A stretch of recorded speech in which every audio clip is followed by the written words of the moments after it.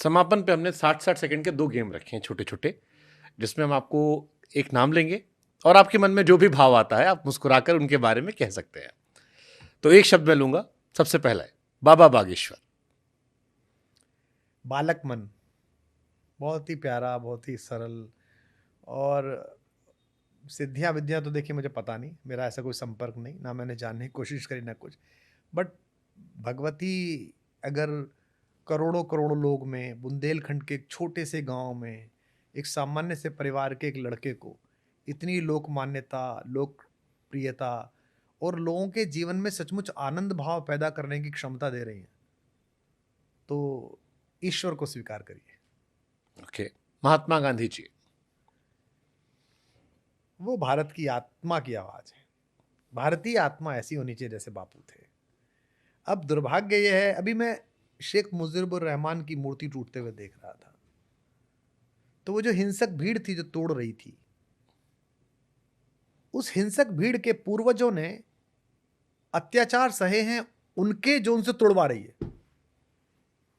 मैंने VK Singh sir का interview किया था और उन्होंने बताया कि तकरीब जब वो गए थे बांग्लादेश के अंदर, तो हर आर्मी के कैंप में महिलाओं को रखा गया था नस्ल बदलने के लिए, केवल बच्चा पैदा करने के लिए।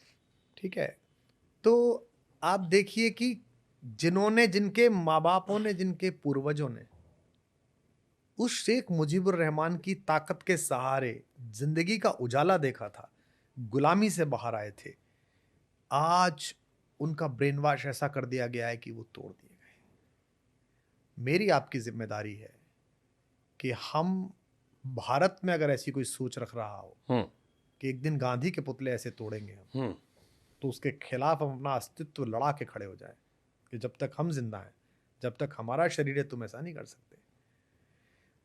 नोबेल पुरस्कार मिला है यूनुस साहब को, सफेद बाल हैं उनके, मुंह में दही जम गई उनके, एक बार नहीं निकला उनके मुंह से कि क्या बदतमीजी कर रहे हो। अरे उनकी लड़की तानाशाह है, उनकी लड़की ने खराब शासन चलाया, उनकी से लड़की सुप्रीम कोर्ट खरीद लिया, जो भी तुम्हारा आरोप है, हो सकता है हो, चलाओ उसके खिलाफ मुकदमा, हरा दो उसे चुनाव। भाग गई वो तो, देश छोड़ के आ गई क्योंकि तुमने कह दिया चले जाओ, अब जिसके सहारे देना है दे लो उसको देश। पर ये क्या बदतमीजी कर रहे हो भाई आप एशिया का रोरिंग टाइगर थे, टका रुपए से ज्यादा मजबूत हो गया। हम ये शर्ट खरीदते हैं, पहन रखी है मैंने, बांग्लादेश की खरीदी हुई, बांग्लादेश से नहीं ली मैंने, लंदन से लिया।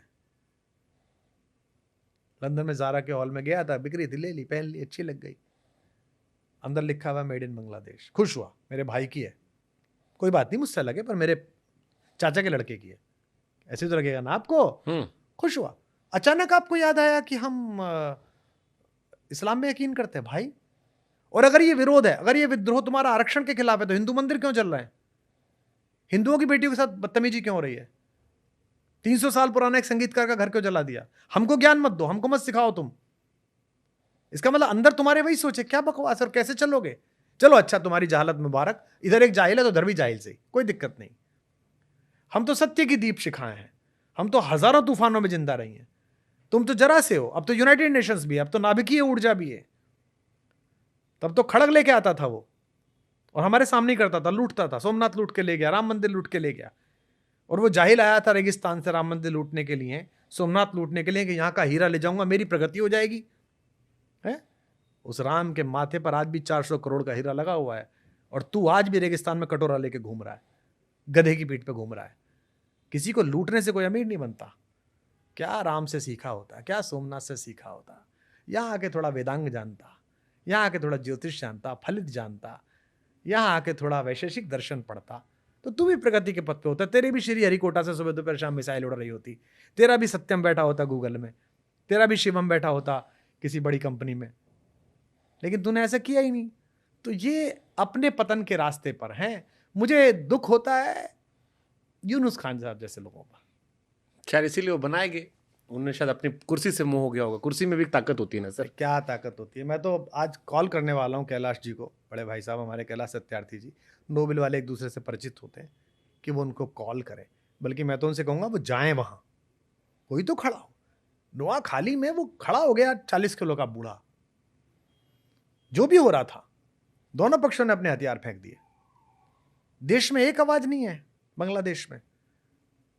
और मैं तो भारत से भी बड़ा चिंतित हूं कि भारत ने जिस तरह से विरोध करना चाहिए था उस तरह का विरोध नहीं करा। ये कोई सन 64 का भारत नहीं है, ये कोई सन 60 का भारत नहीं है, ये 2025 का भारत है। विश्व की औकात नहीं है हमें आग दिखाने की। मार्केट हमारे ऊपर है, 150 करोड़ लोग हैं, जिसका एप्पल फोन फेंक देंगे कल दुकान बंद हो जाएगी जिसकी। तो हमें अपनी बात कहनी चाहिए वहाँ। अगर एक समाज इतना बड़ा वहाँ पर है जिसकी जड़ें भारत में भी हैं, अगर उसके साथ कुछ गलत हो रहा है तो आंख दिखानी चाहिए। ये किस दिन के लिए पाल कर रख रखे हैं ये राफेल? इनमें क्या है? इन बच्चों से खिलाओगे इन्हें उड़ा के? क्या वो चड्डी घुमा के लाता हूँ आसमान में? ये इसी दिन के लिए है कि बताओ तमीज में रहो, पड़ोस में रहना तमीज में रहो। पहले भी तो ऐसे ही किया था। क्या किया था मैडम गांधी ने? कितनी गाली दे लीजिए मैडम गांधी को, क्या किया था उसने? यही तो किया था, बदतमीजी कर रहे थे। उसने कहा बदतमीजी नहीं करने दूंगी। और उस समय तो निक्सन था, बिना मिले चली आई थी शेरनी, गई थी यूनाइटेड नेशंस में। नटवर सिंह जी की किताब पढ़िए, one life is not enough, पढ़िए आपने? उसमें लिखते हैं नटवर सिंह कि वहां से आ रहा था कॉल और मैंने पूछा मैडम वहां जाना, तो उन्होंने मुझसे पूछा कि तुम किसके लिए काम करते हो, मेरे लिए कि निक्सन के लिए?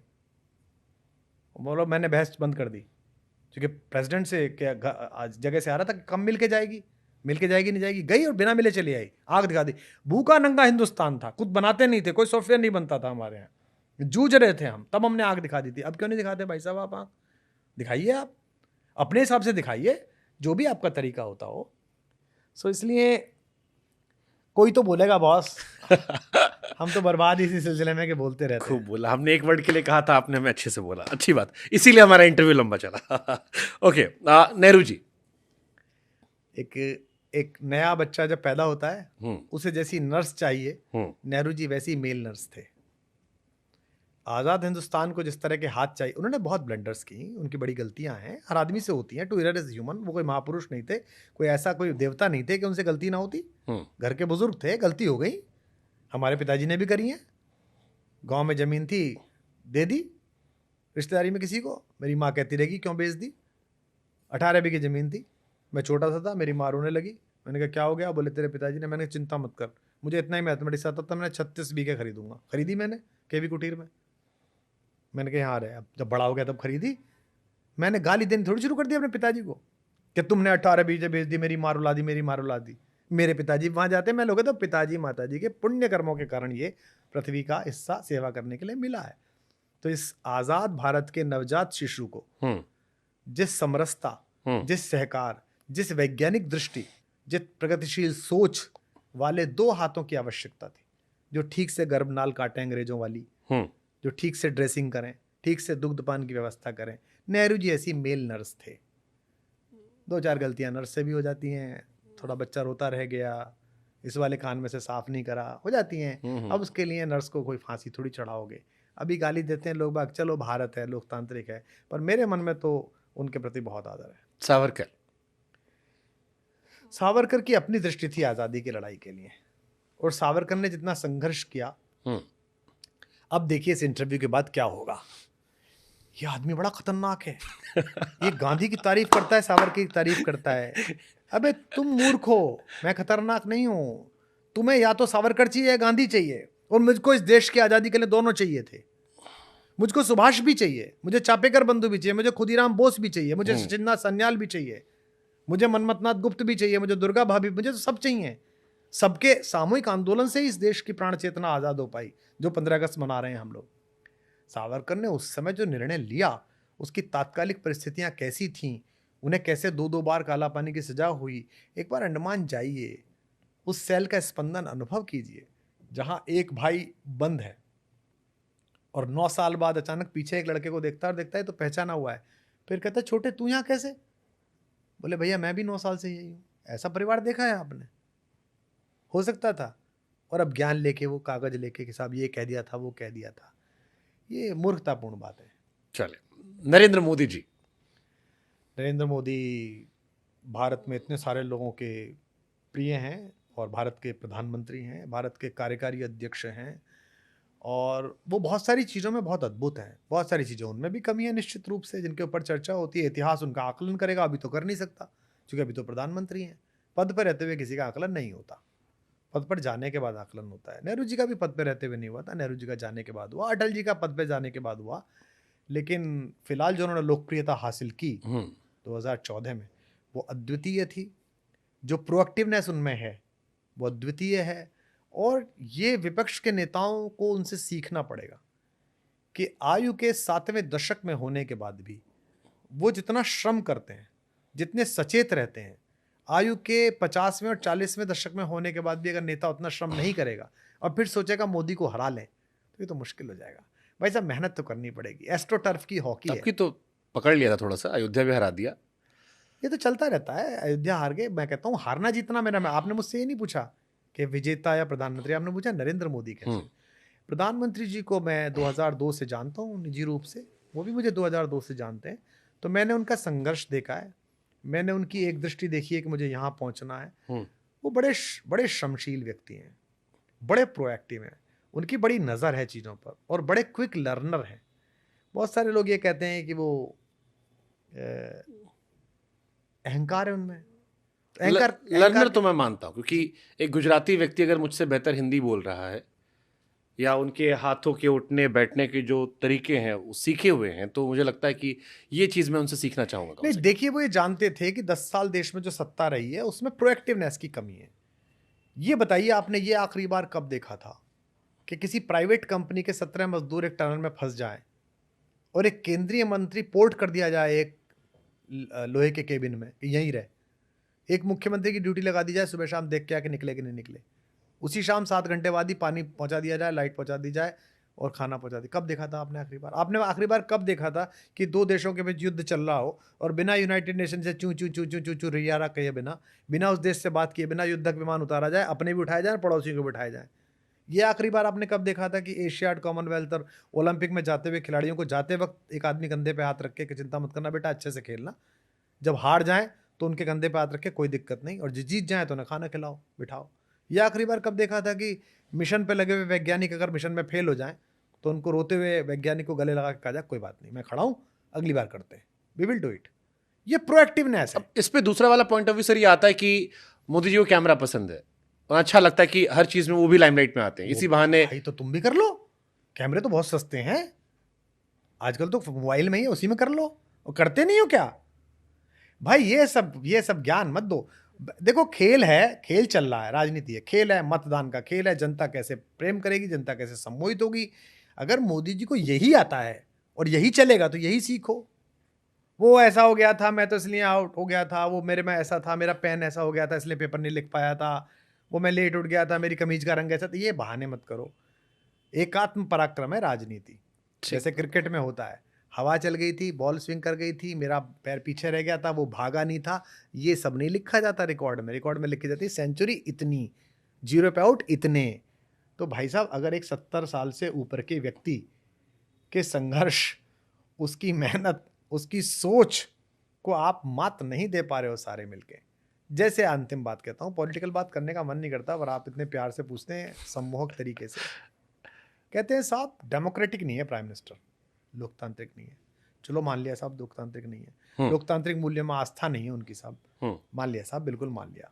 वो दो लोग जो चाहते हैं वही करते हैं साहब, बिल्कुल आप जो कह रहे हो 100%। अच्छा, आप कितने लोकतांत्रिक हो भाई साहब? आप बंगाल में राज्य करती हैं, आप किसी को पसंद नहीं करती भतीजे के अलावा। आप दिल्ली में राज करते हैं, आप किसी को पसंद नहीं करते खुद के अलावा। आप जेल में बंद है फिर भी मुख्यमंत्री रहेंगे। आप उत्तर प्रदेश में, आपको चाचा ही पसंद नहीं था, आप जहां हैं वहां तो आपको अपने बेटे पसंद है, पत्नी पसंद है, या आप खुद को पसंद है। आप खुद लोकतांत्रिक है नहीं। आपके यहां कब चुनाव हुए अध्यक्ष के, बताओ? आपने कब लोकतांत्रिक बने? अगर वो लोकतांत्रिक नहीं है तो उसकी चढ़ती पतंग है भाई, वो प्रधानमंत्री है। तुम जब हो जाते हो तब तो, और जो कह रहे हैं, भगवान न करे कभी देना, इनमें 2-4 को तो मैं निजी रूप से जानता हूं, ईश्वर न करे किसी बड़े पद पे पहुंच गए तो लोग बाग नरेंद्र मोदी को मसीहा मानेंगे कि बड़ा भला आदमी था भाई, माफी मांग लेता था, किसान आंदोलन वापस ले लेता था।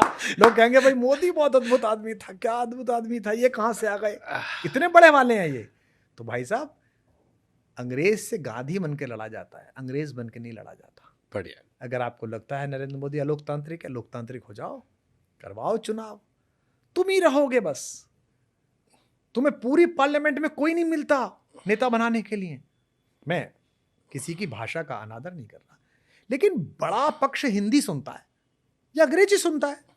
तुम्हारे पास शशि थरूर भी है और तुम्हारे पास मनीष तिवारी भी है उसी पार्लियामेंट के अंदर, पर नेता बनेंगे वो अधीर रंजन जी, फिर वो माफी मांगेंगे नहीं मेरा हिंदी खराब था इसलिए फंस गया था। अबे भैया तो क्यों दिया था काम?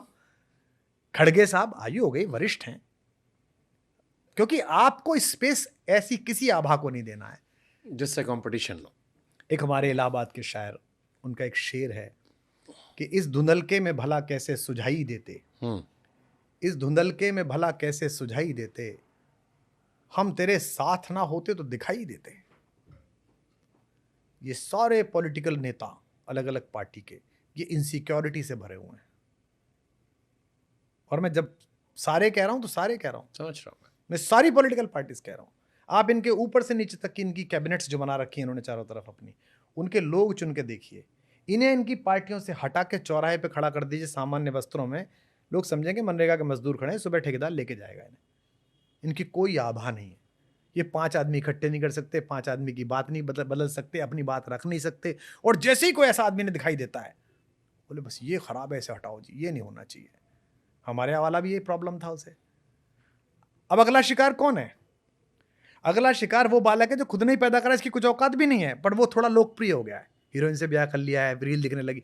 ये नहीं दिखना चाहिए, दिखेगा नहीं, दिख भी नहीं रहा हो। मैंने जब हुआ था मैंने तभी कह दिया, मैंने ये गया इसको नहीं छोड़ेगा। उनकी शादी पे हमको भी बहुत बधाई आई नहीं, मैंने कहा इसको छोड़ेगा नहीं इसको आप निश्चित रूप से, क्योंकि आप इतने ज्यादा डरे हुए हैं भाई कि आपको आभा बर्दाश्त ही नहीं है किसी की भी। हमने जब कवि सम्मेलन में कविता पढ़ी, लोकप्रिय हुए, तो 32 कवियों ने हमारे खिलाफ फतवा दिया कि ये पढ़ेगा तो हम नहीं आएंगे। हमसे लोग पूछते थे आपका ऐसा किसी, मैंने कहा नहीं, किसी को पिलाओ, किसी को ले आओ, जिसकी मैया ने दूध पिलाया उसको लाओ। लाओ 1 लाख आदमी कोटा में, लाओ निम्बाहेड़ा में 1 आदमी, तू भी खड़ा अभी हम भी खड़े, तू जमा हम जमा, तू कितनी देर तक पढ़ता हम कितनी देर तक पढ़ते हैं। यही तो संघर्ष है। योग्य जन जीता है, पश्चिम की उक्ति नहीं, गीता है, गीता है, गीता ये तो कहती है सर्वाइवल ऑफ द फिटेस्ट, जो बाद में डार्विन हमारी बात गाने लगा। तो इसलिए नरेंद्र मोदी अपने अपने स्टेडियम में, अपने डी में, अपने प्लेटफॉर्म पे जो कर रहे हैं, उनकी टक्कर का नेता भारत में अभी नहीं है, और वो बनने के लिए उनको मोड और मीडियम जो बदलने पड़ेंगे, मोड मीडियम, वो बदलने को तैयार नहीं है। वो चाहते हैं उन्हीं के हथियार लेके उन्हें हरा दें। अरे भाई साहब, उन हथियारों पर उनका नियंत्रण है, उन्होंने डिस्कवर भी खुद ही किए हैं, पहनाए भी खुद ही हैं, उन्हें पता है किधर से क्या काट चलती है। तुम करो, हमारा वाला चला नहीं। पहले लड़ाई का मैदान बदलो भाई साहब। ठीक। कुमार विश्वास के इस इंटरव्यू में मुझे सहवाग और सचिन जैसी आक्रामकता नजर आई।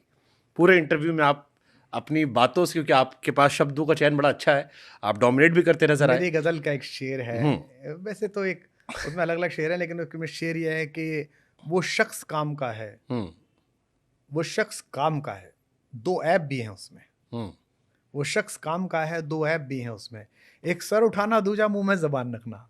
शाबाश। तो हम में 98 गुण है 100 में से, 2 अवगुण है कि एक तो हम सर उठाते हैं और एक मुंह में जबान रखते हैं, और ये 2 अवगुण जहां जहां चलेंगे वहां वहां हमारी स्वीकार्यता नहीं होगी, और जहां जहां इन अवगुणों को गुण माना जाएगा वहां वहां हमारी स्वीकार्यता होगी। लोक में सामान्य लोग इसे गुण समझते हैं, तो वो कहते हैं बहुत अच्छा है यार, ये आदमी अच्छा है, सच बोलता है। और संगठनों में यह कि यार ये तो बहुत अवगुण है, पता नहीं क्या बोल देगा, ये पता नहीं क्या कह देगा, तो वो दूर रहते हैं। नहीं, लेकिन इसीलिए हमने बेस्ट फॉर द लास्ट बचा के रखा था। अभी है एक सेगमेंट छोटा सा 60 सेकंड का बचा हुआ है, जिसमें हम आपको थोड़ी बाउंसर और यॉर्कर देंगे। इतने आसानी से आपको जाने दें, फिर बात कैसी? कुछ तो आना चाहिए ना, कि हमको भी लगे कि आप थोड़ा फंसे, थोड़ा असहज हुए, थोड़ा परेशान हुए। तो अब कहानी ये है कि हम 2 आदमी का नाम लेंगे, अब वो आपके ऊपर है उस पर कितने करते हैं, और हम आपसे उनमें एक सवाल पूछेंगे, आपका नजरिया होगा। तो पहला सवाल, मनीष सिसोदिया अरविंद केजरीवाल में ज्यादा ईमानदार कौन है? अब वो तो सरकार वो चला रहे हैं, उन दोनों को पता होगी, या सुप्रीम कोर्ट के जज को पता होगी जो जमानत देता है। साथ तो आप भी रहे। नहीं, मेरे सामने तो हो रही थी, मैंने बता दिया कि दोनों चोट्टा बना मत करो, तो उन्होंने कहा कि तू निकल ले यहाँ से, मैं निकल लिया। उसके बाद अब कोर्ट जाने, जज जाने, अब वो जज बता देता है कि वो वही जानेगा, भाई मैं तो क्या जानूं, मैंने कागज देखे भी नहीं, और मेरी कोई रुचि भी नहीं उन कागजों को देखने की। राहुल गांधी अरविंद केजरीवाल में विपक्ष का बड़ा नेता कौन बन सकता है? राहुल गांधी मनुष्य बेहतर है, मैं उनसे भी मिला हूँ, भले आदमी हैं, स्वीट से। मैंने तो उनके बारे में काफ़ी खराब बातें भी बोली थी हीट ऑफ द मोमेंट में, जब हम चुनाव लड़े। लेकिन उसके बाद उनका जो व्यवहार रहा मेरे से, बातचीत का, सुनने समझने का, कभी मिल गए सार्वजनिक समारोह में, जहाज फहाज में कभी मिल गए, जिस गर्मजोशी से वो मिले हम्म। और जैसा उनके रिफ्लेक्सेस दिखते हैं, उससे लगता है उनके अंदर ह्यूमन क्वेश्चन ज़्यादा है। और राजनीति हो और परिवार हो, वो मनुष्यता से ही चलते हैं, धूर्तता से नहीं चलते। तो एक नाम कौन सा लेंगे विपक्ष जो मोदी जी को टक्कर दे सकता है? वो जनता तय करेगी इन दोनों, मुझे क्या पता भाई। मैं एक वोट देने वाला हूँ, मैं अपनी वोट दे आऊँगा जिसको देनी होगी। एक फिल्म आने वाली है फ्रीडम एट मिडनाइट, एक बड़ा अच्छा सीन दिखाया गया उसमें, जो हमने पढ़ा भी था कि 45 में सरदार पटेल पहले प्रधानमंत्री बन सकते थे, गांधी जी ने नेहरू जी को चुना। आज के दौर में अगर आप देखें, बड़ी चर्चा चलती है पटेल नेहरू, पटेल कश्मीर वाले उस पे इशू पर, बस इशू पे, पटेल नेहरू में आप ज़्यादा किससे क्लोज पाते हैं अपने? देखिए, पहली बात तो क्या है कि सरदार पटेल बहुत अद्वितीय नेता हैं, बहुत अद्वितीय नेता। उनकी जो दृढ़ता है उसके कारण ही भारत के शरीर का निर्माण हुआ है। ये भारत माता का आंचल और फटा हुआ हो सकता था अगर पटेल ना होते तो। उन्होंने जो दृढ़ता दिखाई, जो पैर आगे रखा, चाहे जूनागढ़ रियासत हो, चाहे हैदराबाद हो, चाहे बाकी विलय हो, वो उनकी दूरदर्शिता, बुद्धिमत्ता, भोपाल। भारत का जो गृह कानून है, जो गृह मंत्रालय इतनी स्मूथनेस के साथ चलता है, उसके पीछे पटेल जी की प्रतिभा लगी हुई है। बेहद ईमानदार आदमी, जिनकी बेटी जो है वो सस्ती साड़ी पहन के रहती है, इसलिए कि पिता की सैलरी इतनी है। गरीब की बेटी है, ये कहा उन्होंने। आप कभी महावीर प्रसाद त्यागी की किताब पढ़िए, आज़ादी के आंसू, सचमुच में आंसू आ जाएंगे। उसमें ऐसे ऐसे किस्से हैं। वो जो आप जिक्र कर रहे हैं, इतिहास में एक पन्ना ऐसा हुआ कि पटेल के समर्थन में ज़्यादा लोग थे, फिर नेहरू जी आ गए। जब गांधी 1920 के दशक में भारत में उतर के एक सक्सेसफुल करियर छोड़ के अंग्रेजों के राजा के सामने तनकर खड़ा था, तो बहुत ताली बजा रहे थे। जब गांधी के सामने चार्ली चैपलिन झुक जाता था और उसने कहा, मैंने ऐसा आदमी नहीं देखा अपनी ज़िंदगी में, मेरी गली में कभी मैंने इतनी भीड़ नहीं देखी जब ये फ़कीर उतरा है, तब तो आप बहुत ताली बजा रहे थे। जब आइंस्टाइन जैसा बड़ा वैज्ञानिक कह रहा था आने वाली सदियाँ इस बात पर भरोसा नहीं करेंगी कि हाड़ मास से बना हुआ एक ऐसा आदमी भी पृथ्वी पर चला था, तब तो आप बड़ी तालियां बजा रहे थे। अब आपको अपने हिसाब से निर्णय सोचने करने, तो आप गांधी की भूलों पे और गांधी की चीज़ों पे तबसरा करने बैठे। मेरा काम ही नहीं है यार ये ठीक बात। कि मैं पटेल को और सुभाष को और नेहरू को और सावर को तुलनात्मक करता हूँ। मेरे घर के बुजुर्ग थे, कोई ताई जी का लड़का था, कोई चाचा जी का, कोई बाबा बाबा वाले थे, सब बहुत अच्छे थे। इन्होंने मुझे ऐसा घर दिया है, इसमें थोड़ा सा कोना आ गया है, इसमें गीलापन आता है, इसमें ये है। मैं इसके लिए उन्हें गाली नहीं दूंगा। मैं अपना ठीक कौशल, बात। अपनी प्रतिभा लगा के इस घर को ऐसा बनाऊंगा कि उनकी आत्माएं जहाँ स्वर्ग में सामूहिक रूप से बैठी होंगी, वो कहेंगी कि बच्चे बहुत अच्छे निकले हमारे। अटल जी और मोदी जी में बीजेपी का सबसे बड़ा नेता कौन? अटल जी तो बहुत बड़े नेता हैं, नरेंद्र मोदी भी बहुत लोकप्रिय नेता है। मैं भारतीय जनता पार्टी का सबसे बड़ा नेता लाल कृष्ण आडवाणी को मानता हूँ, क्योंकि लाल कृष्ण आडवाणी का ही चमत्कार था कि लोग उन्होंने, कहेंगे गौतम गंभीर वाला बयान था ये। नहीं, लाल कृष्ण आडवाणी का चमत्कार था कि उन्होंने भारत में प्रो कांग्रेस और एंटी कांग्रेस राजनीति को प्रो बीजेपी और एंटी बीजेपी बनाया। एक लंबे समय तक इस देश में राजनीति ये चलती थी, प्रो कांग्रेस पार्टियां होती थी, एंटी कांग्रेस पार्टियां होती थी। आज क्या है? प्रो बीजेपी पार्टी और एंटी बीजेपी पार्टी है। और संगठन बनाने वाला व्यक्ति होता है जो नेता ज़्यादा पैदा करता हो। आडवाणी जी ने नेता बहुत पैदा किए। आडवाणी जी जब राष्ट्रीय अध्यक्ष थे, तब आप राष्ट्रीय महासचिव सोचिए कौन कौन थे। सुषमा जी थी, उमा जी थी, प्रमोद जी थे, एक से एक तोप। आडवाणी जी के समय में जो राज्यों में मुख्यमंत्री बने, वो कितने लोकप्रिय नेता आगे चल के बने। तो संगठन जो बनाता है नेता के रूप में, पूछा आपने, शासक नहीं पूछा मुझसे। अटल बिहारी वाजपेयी अद्भुत प्रधानमंत्री रहे, उनके निर्णयों ने बीजेपी का सबसे बड़ा नेता कौन? हाँ, मतलब मुझे लगता है कि तुलनात्मक दृष्टि से आडवाणी जी ने जो निवेश किया इस पार्टी को खड़ा करने में, इसके संगठनात्मक ढांचा खड़ा करने में, जैसे मध्य प्रदेश को भारतीय जनता पार्टी का मायका कहा जाता है। कुछ भी आंधी तूफान आए वहां नहीं हिलता, क्योंकि वहां आज भी अगर 10 नल गांव में आए हैं तो ये कहां गढ़ेंगे, ये विचार विधायक जी नहीं कर सकते, पार्टी का काडर करता है। तो वो जो निटिंग की गई है वो उनकी युति में, क्योंकि अटल जी तो निश्चिंत लोकप्रिय नेता थे, भाषण देना जाना, संगठन का काम तो सदा उनके हाथ में था। तो ये दोनों भी बहुत पावरफुल, बड़े लोकप्रिय, बड़े लोकख्यात। अटल जी की तो क्या ख्याति है, मतलब अभी तक भी उनका शरीर नहीं रहा, लेकिन उनका यश आज तक है। और नरेंद्र मोदी की लोकप्रियता तो असंदिग्ध है ही।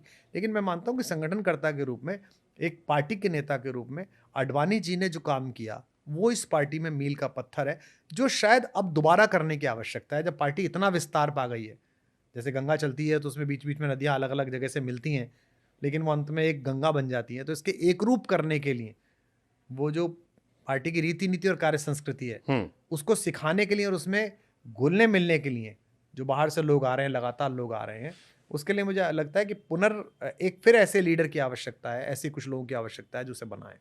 राहुल गांधी या प्रियंका गांधी, दोनों में किसकी अगुवाई में कांग्रेस की सरकार आ सकती है? वो तो उनका आंतरिक मैटर है कि वो किसको देखते हैं।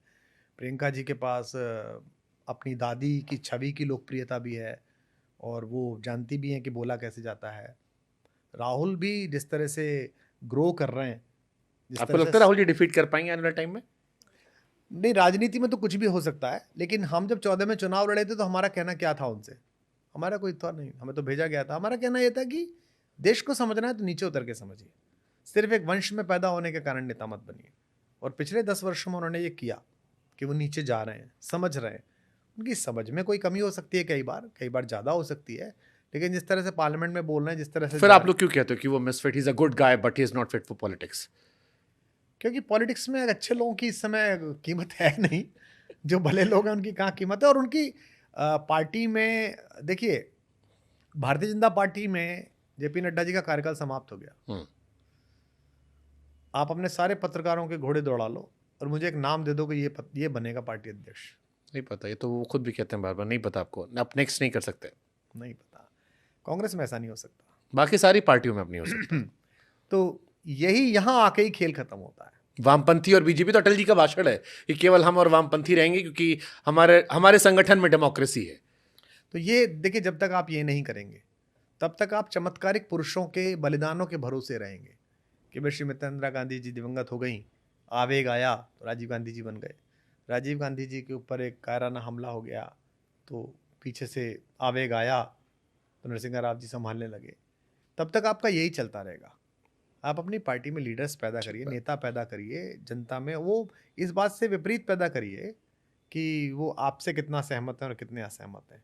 पार्टी से सहमत होनी चाहिए, उसकी लाइन से सहमत होनी चाहिए, आपका काम हो जाएगा। लास्ट क्वेश्चन, अभी भी लास्ट है क्या? लास्ट क्वेश्चन है। जिन्ना ने माउंटबेटन से ये कहा कि अगर आपको हिंदुओं की बात करनी है तो सावरकर से बात कीजिए, सावरकर रिप्रेजेंट करते हैं। Don't talk to Gandhi Nehru, they don't represent Hindus. आज के दौर में कई लोग कहते हैं कि हिंदू सबसे बड़ा खतरा है, बाकी नहीं है, अपने ही खतरे हैं। एक चर्चा चलती है हिंदू खतरे में, कई लोग रोज सुबह ट्विटर पर उठ के डाल देते हैं हिंदुओं को जगाने आए हैं। डू यू बिलीव हिंदुओं पे खतरा है, या हिंदुओं को लेकर लोग वैसे वोकल नहीं होते? क्योंकि आपने भी बीच में बांग्लादेश का कई बार जिक्र किया कि जब बाकी जगह होता है तो सब एक साथ आते हैं। इंडिया में भी आपने देखा होगा, एक बॉक्सर भी थी, मुस्लिम थी, महिला पुरुष होने पर विवाद था, कम्युनिटी ने सपोर्ट किया। हमारे आंख से चलता है कि हिंदुओं का खतरा है, हिंदू यूनाइटेड नहीं होता। आपको लगता है खतरा वतरा कुछ है, या यही खूबसूरती है जो आपने कभी किचन में काम किया है? हाँ। चाय किस में बनती है? फ्राई पैन में। हाँ। और दूध किस में गर्म होता है? बड़े पतीले में। दूध में बहुत देर लगती है, खड़ा रहना पड़ता है, हो रहा है गर्म, हो रहा है गर्म।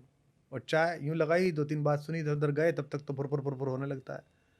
तो हिंदू तो बड़ा पतीला है, बहुत देर में गर्म होता है, बहुत देर में उफान आता है इसमें। बड़ा विचार है, पुराना है, खूब सारे लोग हैं, 200 करोड़ लोग पूरी दुनिया में हैं, बात फैलते में देर लगती है। बाकियों में तुरंत चेतना आ जाती है, तुरंत बात आ जाती है। तो उस प्रतिक्रिया को इधर रिफ्लेक्ट करने की खूबसूरत एग्जांपल दिया आपने। हाँ, इधर छटपटा लेना बहुत बेकार की बात है कि साहब ऐसा नहीं हुआ। और दूसरा, आत्म परिशोधन से ही होगा। मैं ये नहीं कह रहा कि हिंदू वहां मारे जा रहे हैं भाई। हमने तो यहां पर भी बोला ना कि अगर आपने चूड़ी पहनाते हुए 4 लड़कों को सड़क पे थपड़िया दिया 20 लड़कों ने मिलकर, तो हमने तो उसके खिलाफ भी बोला। आपने एक साइकिल चोर को मारते समय जय श्री राम के नारे लगाए, तो सबसे पहले हमने बोला ना उसके खिलाफ। खूब गालियां पड़ी हमें। हम राम मंदिर की प्राण प्रतिष्ठा में बुलाए गए, हम ही ने बोला ना राम मंदिर के बारे में कि भाई तारीख नहीं बताएंगे, क्योंकि हमें दुख था। तुम तो बोलोगे नहीं ना, तुम तो पार्टी का कैडर हो, मंडल अध्यक्ष हो, तुम कैसे बोलोगे? तुम्हारी हिम्मत का, कल निकाल दिए जाओगे। हम खड़े हैं, हमें नहीं चाहिए तुमसे कुछ भी। तो हमने बोला, हम बोलेंगे। जब आपने सरकार बनाई महबूबा मुफ्ती के साथ, तो हमने बोला कि बुआ के भतीजे अफजल गुरु पे चुप है, तब बहुत गाली पड़ी। अरे यार, हमारे बारे में ऐसे कैसे? जो प्रभारी थे वहां के हमारे मित्र, उन्होंने मुझसे एक दिन कहा, अरे भाई साहब, आप क्यों पीछे पड़े रहते हैं हमारे? भाई मैं ही पीछे पड़ूंगा? आप तो राष्ट्रीय महासचिव हैं, आपकी तो हिम्मत नहीं बोलने की। यार, वो औरत अफजल गुरु को शहीद कह रही है और अफजल गुरु को देश हत्यारा मान रहा है, और आप चुप हो की सरकार बनानी है। फिर टूट के फिर बोले, आप भाई साहब आप बोल पाए, ठीक बोल पाए, तो हम ही बोलेंगे, इसलिए हमें मत दबाइए, हमें गाली मत दीजिए। तो मैं ये कह रहा हूँ कि हिंदुत्व के लिए नहीं कह रहा। अगर अल्पसंख्यक वहां मारा जा रहा है तो लानत है यूनुस खान के नोबेल पुरस्कार पर, जो आज गए वो मंदिर जाकर उन्होंने कहा है। ये बात पहले दिन करनी चाहिए थी। इसी जामिया में भारत विभाजन के समय भीड़ लग गई गेट पर। आपको पता है ये बात? एमओ मथाई की किताब पढ़िए, my days with Nehru. Nehru को फोन आया कि जामिया पे भीड़ लग गई है, दंगाई आ गए। नेहरू जी ने पहली बार का, उनके पिताजी की रिवॉल्वर उनके पास थी, मोतीलाल नेहरू की। प्राइम मिनिस्टर ने चिल्ला के कहा कि मेरी रिवॉल्वर निकालो, रिवॉल्वर निकालो। फिर वो नहीं मिली, जैसा भी हुआ भागते हुए गए और गाड़ी लेके भागे। पटेल को पता चला, पटेल ने पुलिस को कहा भागो, प्राइम मिनिस्टर अकेला भाग गया। और गेट पर जीप लगा के जीप के पर खड़े होकर कहा मुझे मारो पहले। अंदर से वाइस चांसलर का फोन आया था, जिसको मारना है मुझे मारो। और भाषण दिया और भीड़ संभल गई और चली गई। यह आस्था थी। नेहरू मारे भी जा सकते थे, गणेश शंकर विद्यार्थी मारे गए थे, लेकिन नोएडा में बैठकर दोनों पक्षों के मीडिया कोऑर्डिनेटर्स से दलाली की बात करके खबर प्लेस करने वाले पत्रकार गणेश शंकर विद्यार्थी की छाया भी नहीं है। गणेश शंकर विद्यार्थी थे, हैं और रहेंगे। ऐसे ही मैं इसलिए कह रहा हूं कि जितने लोग हैं यूनाइटेड नेशंस के दरवाजे पे जाएं, 1 लाख हिंदू इकट्ठा हो गए, मुसलमान भी जाएं, सिख भी जाएं और कहें बांग्लादेश में क्या हो रहा है। ये तो गाजियाबाद में टेंट मार रहे हैं, ये किसको मार रहे हैं? और फिर खुद व्हाट्सएप पे वीडियो भेज रहे हैं, खबर चलवा दीजिए। नहीं तो वो तो देखिए, वो तो छोटी छोटी नेतागिरी हैं, लोग बाग अपनी अपनी करना चाहते हैं हर घटना नहीं, उसका विरोध करने पे गाली हमको ही पड़ी है। उससे क्या, अब अगर आप गालियों से चिंतित हैं, देखिए एक बात सदा ध्यान रखना, आप मुझसे छोटे हैं, अगर दोनों तरफ के जाहिल आपको गाली दे रहे हो तो रोज मिठाई खाइए शाम को, कि मजा आ गया। आप सच्चे तभी हैं जब जाहिल आपको गाली दें। हमको दोनों तरफ के देते हैं, सुबह उठ कर रोज देते हैं हमें गाली, हम बड़े खुश रहते हैं क्योंकि वो जाहिल हैं, वो दोनों तरफ एकदम पागलों की तरह अटे पड़े हुए लोग हैं। तो हिंदू धर्म बड़ा है, विराट है, सहिष्णु है, पर सचेत है। और मैं नहीं मानता कि वो खतरे वतरे में है। उसे सतर्क और सचेत रहने की आवश्यकता है। और मुझे अपने धर्म का किसी दूसरे धर्म का रूपांतरण नहीं चाहिए भाई साहब। मेरा धर्म जैसा था वैसा है। जैसे किसी ने कहा था हमको कि काशी को कोटो बनाना है, कह रहे थे, हम गए थे काशी, तो मैंने कहा भाई काशी को काशी रहने दीजिए। अभी मैं ऋषिकेश में क्या आया कि ऋषिकेश को, हरिद्वार को पर्यटन केंद्र बना। भाई साहब पर्यटन के लिए मसूरी भेजो, लैंसडाउन भेजो, इसे आध्यात्मिक नगरी रहने दो। यहां आने पे आदमी के अंदर चुलबुल ना उठे कि बियर किधर है। यहां तो बियर की बोतल सहारनपुर से लाया हो तो ऋषिकेश में घुसते ही छूट जाए हाथ से, हरिद्वार में घुसते ही छूट जाए, कि अब नहीं पीऊंगा जीवन में यार। ओहो, आध्यात्मिक स्पंदन पैदा होना चाहिए इसके अंदर। तो हिंदुत्व को किसी दूसरे धर्म का प्रोटोटाइप नहीं बनना और ना बनने देना। जिनका प्रोटोटाइप बनने के लिए कह रहे हो वो तो वैसे ही फजीते में, जहां जाओ वहीं फजीता कर रखा है। हम तो कम से कम ऐसे नहीं है। आपने कभी नाम सुना हमारा बाहर विदेश में? दुनिया के देशों में आप भी गए होंगे, मैं भी 40 देशों में गया हूं, मुझे सदा तारीफ मिली है। Very humble, very good people, very good neighbour. मुझे ऐसा ही देश चाहिए, ऐसे ही लोग चाहिए। Thank you so much. बहुत धन्यवाद आप सबका। मैं कुछ ऐसा बोला हूं जो आपको रुचिकर ना लगा हो तो सबकी जिम्मेदारी इस सुदर्शन व्यक्ति को है, और जो कुछ अच्छा लगा हो उस सबका श्रेय मुझे दे दीजिएगा। बहुत धन्यवाद। Thank you so much sir, lovely talking. बहुत धन्यवाद।